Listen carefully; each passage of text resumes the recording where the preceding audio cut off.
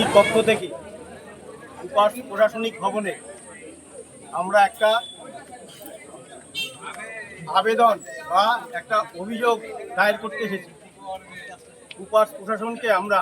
বলতে এসেছি যে দীর্ঘ 12 থেকে 14 বছর আগে কুপার অঞ্চলে যে হাসপাতালটা ছিল সেই হাসপাতালটা তৎকালীন কুপার পৌরসভার একজন কাউন্সিলর নাম দিলীপ কুমার দাস, তিনি তার তত্ত্বাবধানে সেই সরকারি হাসপাতালটা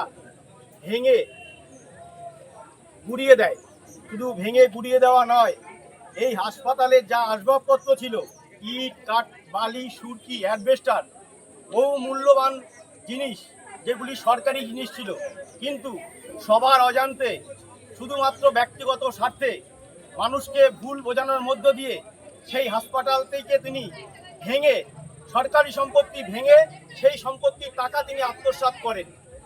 তাছাড়াও এই হাসপাতাল সংলগ্ন 5 থেকে 7খানা একেবারে প্রাপ্তবয়স্ক গাছ ছিল, সেই গাছগুলোকেও শিকড় সময় তিনি উপড়ে ফেলেন এবং উপড়ে ফেলার মধ্য দিয়ে তিনি খোলা বাজারে সেটি বিক্রি করেন। দীর্ঘ 15 বছরের যে বিগত সরকার বিভিন্ন সংগঠনের পক্ষ থেকে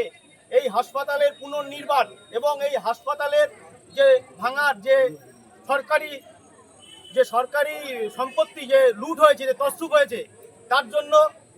এই প্রশাসনের কাছে, বিগত সরকারের প্রশাসনের কাছে আবেদন রেখেছিল। কিন্তু সেই সরকার যেহেতু একটা দুর্নীতিবাজ সরকার ছিল, সেই কারণে এই দুর্নীতিদের ঠাঁই দেওয়ার জন্য সেই সরকার কোনোরূপ তদন্ত করে না। তার জন্য আমরা আজকে যখন গোটা রাজ্যের অভ্যন্তরে একটা নতুন সাধারণ মানুষের সরকার, পরিবর্তনের সরকার তৈরি হয়েছে এবং গোটা রাজ্যের সাধারণ মানুষের যে আশ্বাস, সেই আশ্বাসকে পূরণ করবার চেষ্টা করছে, তাই আমরা কুপারবাসী আজকে আবার নতুন করে এই প্রশাসনের কাছে আহ্বান করতে আসলাম যে বিগত দিনের যে এই দুর্নীতিগ্রস্ত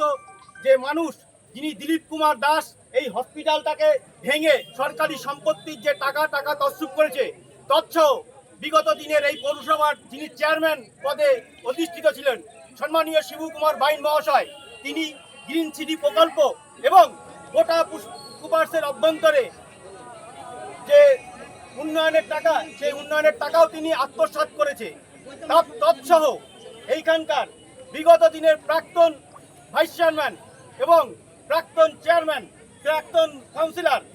পিন্টু দত্ত মহাশয়, এই 3 জন ব্যক্তি গোটা কুপারসের সাধারণ মানুষের জনজীবন স্তব্ধ করে রেখেছিল। তাদের দুর্নীতির মধ্য দিয়ে তাদেরকে ধমকে চমকে একটা গুন্ডাগার্দি রাজ এখানে তৈরি করেছিল। পরিবর্তনের সরকার যেহেতু তৈরি হয়েছে, আমরা গোটা রাজ্যের সঙ্গে কুপারবাসীও আশাবাদী এই প্রশাসন উপযুক্ত তদন্ত করবার মধ্য দিয়ে অবিলম্বে শিবু বাইন, দিলীপ কুমার দাস এবং পিন্টু দত্ত মহাশয়কে তাদের নির্ধারিত যে জায়গা, সেই হাজত, সেই সরকারি জেলখানায় তাদেরকে প্রবেশ করাবে, এই আশাবাদী আমরা। তার জন্যই আমরা আজকে প্রশাসনের কাছে বিভিন্ন তথ্য নিয়ে তাদের কাছে জমা দিলাম। তারা উপযুক্ত তথ্য বিশ্লেষণের মধ্য দিয়ে এবং তাদেরকে উপযুক্ত শাস্তির মধ্য দিয়ে তাদেরকে গ্রেফতার করবে। আর তাদের এই গ্রেফতারের দাবিতে এই যে মানুষের আন্দোলন দেখছেন, আগামী দিনে এই আন্দোলন পক্ষান্তরে আরো বাড়বে, কারণ একটা মানুষের সহানুভূতিশীল সরকার এই রাজ্যে প্রতিষ্ঠিত হয়েছে, যারা আপনার এই কুপারসের উদ্বাস্তু এলাকার মানুষের সাধারণের কথা বলবে এবং সেই সরকার আশাবাদী এবং সেই সরকার এই মানুষকে আশ্বস্ত করেছে। এই মানুষ আশ্বস্ত হয়েছে যে এই বিগত দুর্নীতিপরায়ণের সরকারের পরাস্তর মধ্য দিয়ে যে নতুন সরকার প্রতিষ্ঠিত হয়েছে, তাদেরকে বিগত দিনে যারা কুপারসের দুর্নীতি করেছে, যারা দুর্নীতির সঙ্গে যুক্ত, একে একে সবাই শ্রীঘরে এবং হাজতবাস হবে, এতে কোনো দ্বিধা নেই, কোনো দ্বন্দ্ব নেই। জোর ধরো, জোর ধরো, অবিলম্বে পিন্টু দত্তকে গ্রেফতার করতে হবে,